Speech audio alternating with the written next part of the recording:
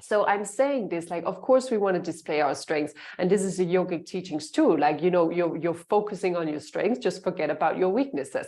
But it's actually not how we're brought up. And that's just not how many of us are wired. We are really wired to go in and look at where did I not succeed? Where did I fail? You know, we're carrying these failures with us for the rest of our life. Many people that I know, they're still telling me like, oh yeah, but I'm not a good writer. Like I was always told in school, and it's like, I'm like, in school, what are you talking about? Like there's like 100 years ago, you know, but many people still carry that with them. They're like, oh, I wasn't good with this thing in school, so there's no way that could possibly. And I mean, the big irony here is just like, for example, my husband, who is now a journalist and an editor of a magazine, and he works with words, and he was told in school that he was dyslexic, for example. Like these kind of things, just some people just carry that with them for the rest of their life. And then there are other people who break through it. And you see, like my husband was like, well, that just was not true. He's like by far not dyslexic at all.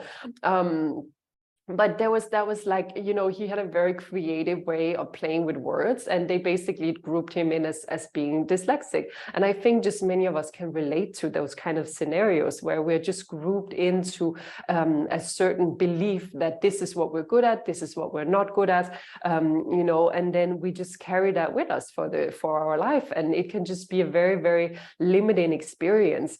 So when I say that, focus on what you're good at instead of what you're not good at, you know, it sounds so obvious, but it's actually something we need to be reminded of. We actually need to remember